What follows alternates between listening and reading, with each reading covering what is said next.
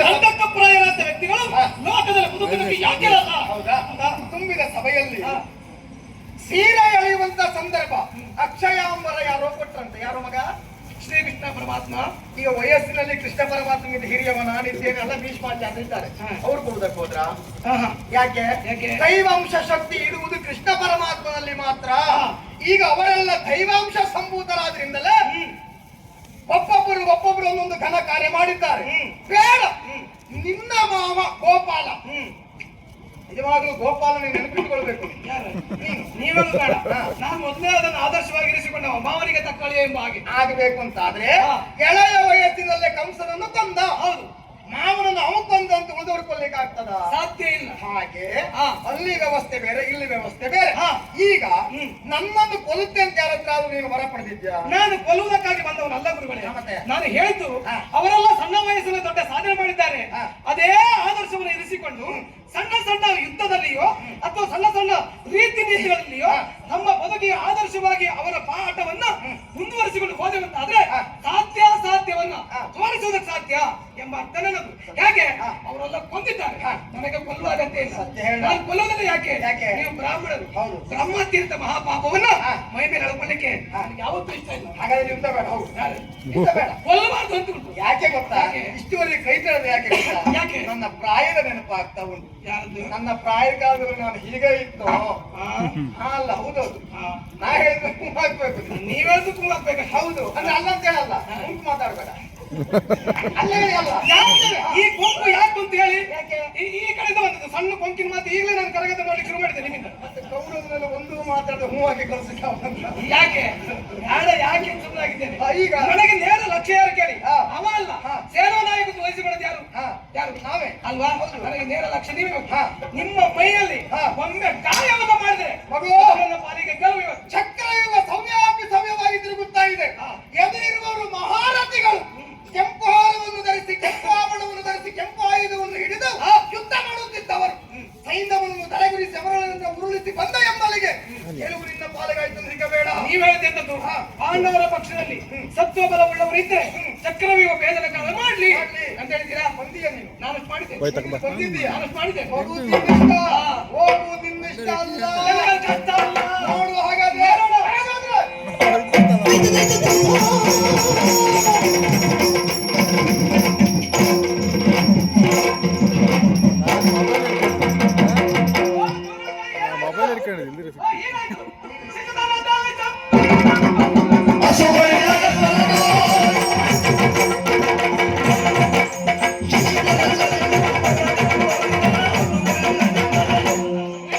ಶಶಿಧರ ಸುತ ಗುಗತಾರಕ ದೈತ್ಯನ ಪತಿರನ್ನು ತೊಲಗಿಸಲೇ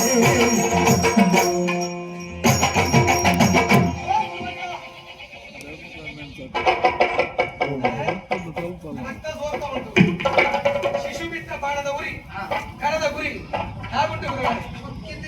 ಆಕ್ಷೇಪ ಮಾಡುವುದಕ್ಕೆ ದಾರಿ ಹೋಗಲು ಆಕ್ಷೇಪ ಮಾಡ್ತಾರೆ. ಈ ಚುರುಕು ಹೇಗೆ? ಹಾಗೆ ನಿನ್ನ ಅಪ್ಪನ ಸಿದ್ಧ ಮಾಡಿದ್ ನಾನೇ. ನೀವು ಹೇಳ್ಕೊಳ್ಳಿಕ್ಕೆ ಒಂದು ವಿಷಯ ಸಿಕ್ಕಿತ್ತು ನಿಮಗೆ. ಅಲ್ಲಲ್ಲ, ಎಲ್ಲ ಲೋಕವೇ ಹೇಳ್ಬೇಕು. ಹಾಗೆ ಮಾಡಿದ್ದೇನೆ. ನೀವು ಸಿದ್ಧಪಡಿಸಿದ್ದೀರಿ. ಹಾಗಂತ ನಾನ್ ನಿಮ್ಮಿಂದ ಕಲೀಲಿಲ್ಲ, ನನ್ನ ಅಪ್ಪನಿಂದ ಹೆಚ್ಚಿದ್ದು ನಾನು ಕಲೀಲಿಲ್ಲ. ನೀ ನಮ್ಮಿಂದ ಕಲೀಲಿಲ್ಲ, ನಿನ್ನ ಅಪ್ಪನಿಂದಲೂ ಹೆಚ್ಚು ಕಲೀಲಿಲ್ಲ. ಮನಸ್ಸು ಮಾಡ, ನನಗೂ ಕಲಿಸ್ತೀಯಾ? ಸಂದರ್ಭ ಬಂದ್ರೆ, ಅದಕ್ಕೂ ಅವಕಾಶ ಬಂದ್ರೆ ಕಲಿಸ್ತಾರೆ. ಯಾವುದು ಇದು? ಯುದ್ಧ ಕ್ಷೇತ್ರ. ಇಲ್ಲಿ ತಂದೆ ಮಗ ಮಾವ ಅಳಿಯ ಎಂಬಂತ ಸಂಬಂಧಕ್ಕೆ ಅವಕಾಶವಿಲ್ಲ. ಮಧ್ಯಾಹ್ನ ಹೊತ್ತು ನಿತ್ಯ ಕರ್ಮಾವಳಿಯನ್ನು ಪೂರೈಸಿ ಕಾಯ್ತಾ ಇದ್ರಿ. ನೀವು ಸಂಧ್ಯಾ ವಂದನೆ ಮಾಡ್ತೀರಾ? ಬೆಳಿಗ್ಗೆ ಮಾಡ್ತೀರಾ, ಮಧ್ಯಾಹ್ನ ಮಾಡ್ತೀರಾ, ಸಾಯಂಕಾಲ ಮಾಡ್ತೀರಾ? ಈಗ ಅಲ್ಲ, ಒಂದು ದಿವಸ ಬಿಡುದಿಲ್ಲ, ಒಂದೊತ್ತು. ನೀ ತಿರುಗಾಡ್ತಾ ಇರುವಾಗ ಬಿಡ್ಬೋದು, ನಮ್ ಕಷ್ಟ ಆಗಿಲ್ಲ. ಈಗಲೂ ಅದನ್ನ ಯಥಾವತ್ತಾಗಿ ಮಾಡುತ್ತಿದ್ದೇನೆ. ಮಾಡಿ ಮತ್ತೆ ನನ್ನನ್ನ ಕರೀರಿ, ಕಾಯ್ತಾ ಇದ್ದೇನೆ. ಅಭಿಮನ್ಯು ಹಿಂದೆ ಹೇಗೋ ಮುಂದೆಯೋ ಹಾಗೆ